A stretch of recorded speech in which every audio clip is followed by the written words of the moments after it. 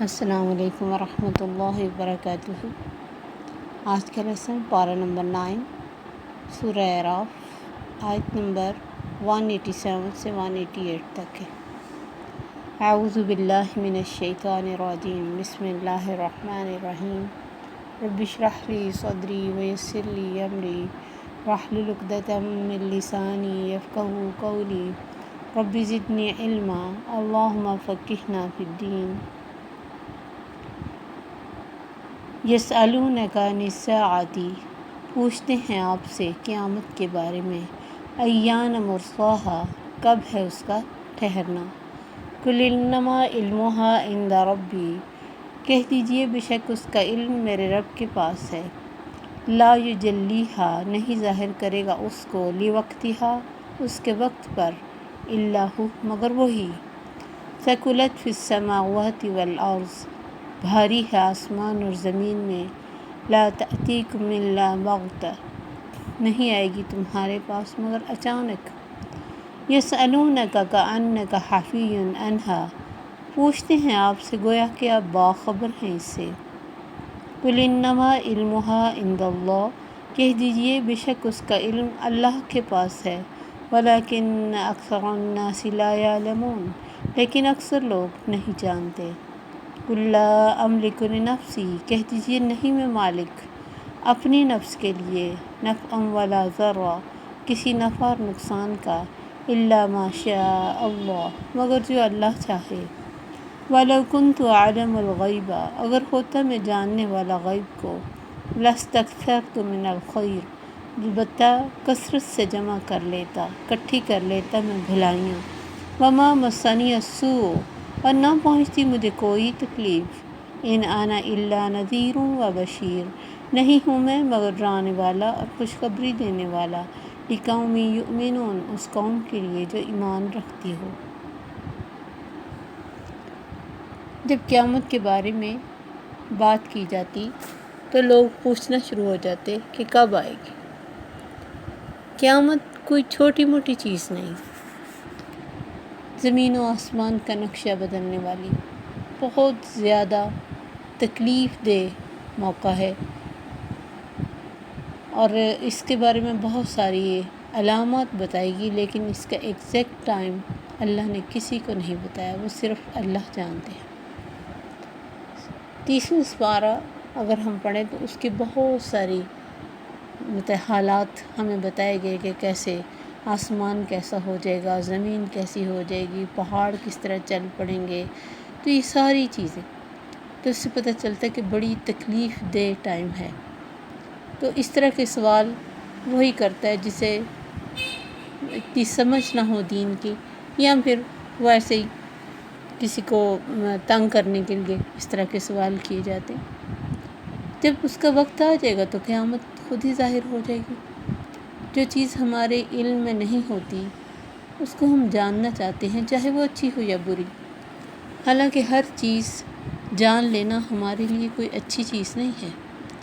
مثلا ہم دیکھنا چاہتے ہیں ہمارے مردے جو ہے وہ قبر میں کیا کر رہے ہیں اور آخر میں ان کا رزلٹ کیا بنا، حالانکہ اگر ہم ایسا دیکھ لیں تو ہم خود ہی تکلیف میں آ جائیں۔ تو جو اللہ کے پاس غیب ہے وہ بہت بڑی نعمت ہے، جن چیزوں کو اس نے ہمیں بتایا نہیں ان چیزوں کی ٹو میں ہمیں لگنا بھی نہیں چاہیے۔ تو اللہ فرماتے پوچھتے ہیں تجھ سے قیامت کے بارے میں کہ کب ہے اس کا ٹھہرنا، کہو اس کا علم میرے رب کے پاس ہے۔ اس کی بہت ساری علامتیں حدیث میں بتائی گی جو میں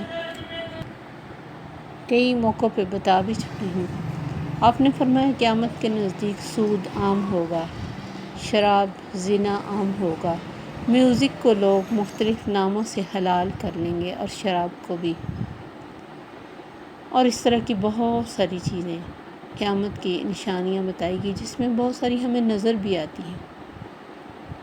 تو جو نشانیاں بیان کی گئی انہیں ہمیں ماننا بھی ہے اور تیاری بھی کرنی ہے اپنی آخرت کی۔ ہماری صلاحیتیں بہت لیمیٹڈ ہیں، اس لیے ہم چیزوں کو گرپ نہیں کر سکتے، اور اللہ کی ذات لامحدود ہے۔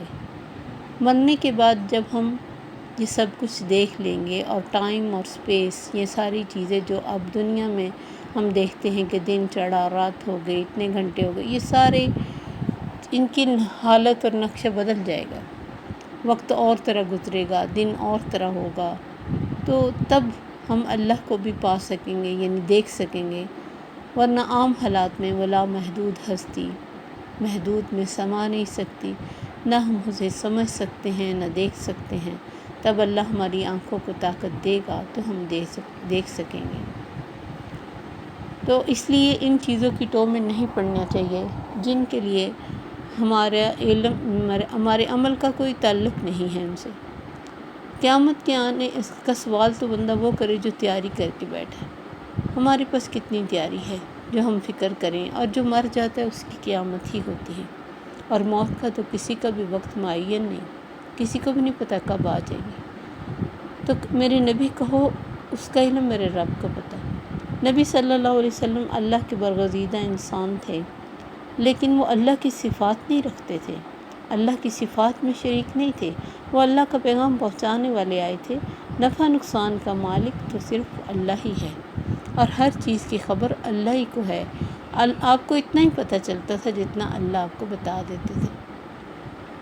لا یجلیھا لوقتھا الا ہو، اس کو اس کے وقت پر وہی ظاہر کرے گا۔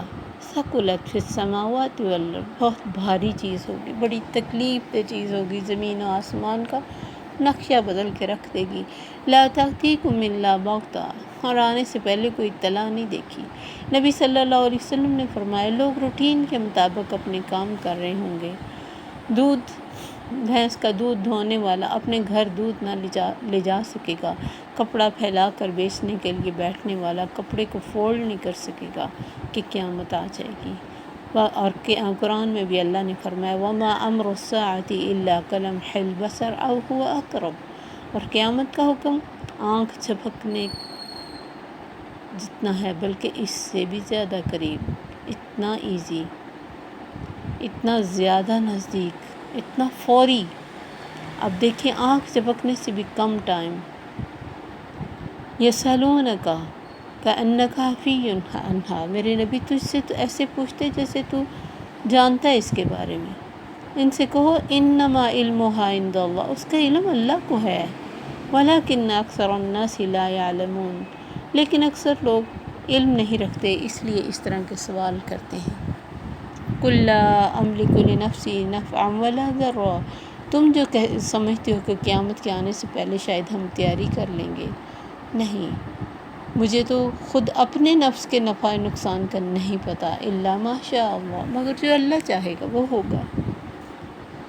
ولو کنت اعلم الغیب، اگر میں غیب کو جانتا ہوتا، کلی غیب، کچھ چیزیں نبی صلی اللہ علیہ وسلم نے لوگوں کو بتائیں، جیسے کوئی کسی نے کہیں بیٹھ کے بات کی تو آپ نے بتا دیا تم نے فلاں جگہ فلاں بات کی ہے، کسی نے کوئی جھوٹ بول رہا ہے آپ نے بتایا کہ تم جھوٹ بول رہے ہو، ورنہ بہت سارے مواقع تھے کہ نبی صلی اللہ علیہ وسلم عام انسانوں کی طرح جان نہیں پاتے تھے، آپ ٹوٹلی غیب نہیں جانتے تھے، الا جتنا کہ روشنی اللہ آپ کو دکھا دیتا تھا۔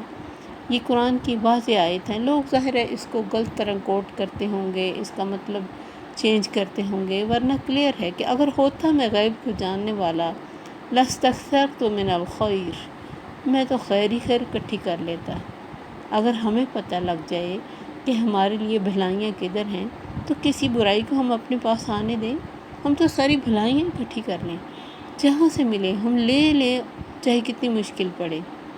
وما مسنی السوء، آپ بھی اسی طرح کہتے کہ میں تو بھلائیاں کثرت سے اکٹھی کر لیتا، جمع کر لیتا، مجھے کوئی تکلیف ہی نہ پہنچتی، تکلیف کے آنے سے پہلے ہی میں اپنی کیئر کر لیتا۔ تو یہ سارا علم اللہ کو ہے۔ اللہ نے فرمایا لا تدری نفس ماذا تکسب غدا، کوئی نفس نہیں جانتا وہ کل کیا کرے گا، کس زمین پہ مرے گا، کسی کو نہیں پتہ۔ تو جو چیزیں اللہ نے کہا نہیں پتہ اس کو کوئی جان سکتا بھی نہیں۔ ان انا الا نذیر و بشیر لقوم یؤمنون، میں تو ایک ڈرانے والا ہوں۔ ڈرانے والا کس سے؟ کہ یعنی آخرت کے عذابوں سے۔ اگر تم نے اللہ کو بھول کے زندگی گزاری، اللہ کو بھلائے رکھا، وہ تمہیں بھلا دے گا، اور جسے وہ بھلا دے گا اس کی بدقسمتی کا کیا کہنا۔ پھر کون اسے یاد رکھے گا جب مالک کائنات، خالق کائنات، رحیم و کریم رب اسے بھلا دے گا، جس کی رحمت سے ہی کوئی جنت میں جا سکے گا۔ اگر وہی اسے نہیں دیکھے گا تو پھر کون ہوگا جو اسے دیکھے گا۔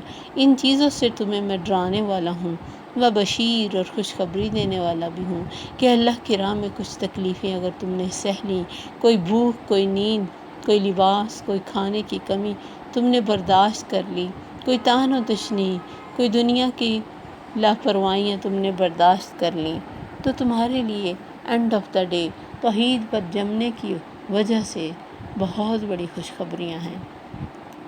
لیکن میں نذیر اور بشیر کس کے لیے ہوں؟ لقوم یؤمنون، جسے یقین ہے، جو مانتا ہے اس بات کو۔ جو مانتا نہیں اس کے سامنے چاہے اللہ نے فرمایا سواء علیہم انذرتہم ام لم تنذرہم، میرے نبی کوئی فرق نہیں پڑتا، ڈراؤ نہ ڈراؤ، لا یؤمنون، ایمان نہیں لائیں گے۔ تو ایمان لانے والوں کے لیے نبی صلی اللہ علیہ وسلم کی ذات میں بہت کچھ ہے، وہ نذیر و بشیر ہیں، اور وہ آخرت کے بارے میں جو ہمیں بتاتے ہیں اللہ کے حکم سے وہ صحیح بتا رہے ہیں۔ لیکن یقین کون کرے گا؟ جسے اللہ پر یقین ہوگا، جسے مرنے کا یقین ہوگا، جسے اپنی زندگی کے مقصد کا پتہ ہوگا۔ ورنہ تو بہت سارے لوگوں کے اوپر سے جیسے بات گزر جاتی اور دل پہ اثر نہیں کرتی، میجورٹی تو ایسی ہی ہوتی ہے۔ تو اللہ تعالی ہمیں سیدھے راستے پہ چلائے اور حق کو حق سمجھنے کی توفیق عطا فرمائے۔ السلام علیکم ورحمۃ اللہ وبرکاتہ۔ سبحانک اللہم وبحمدک، اشہد ان لا الہ الا انت، استغفرک واتوب الیک۔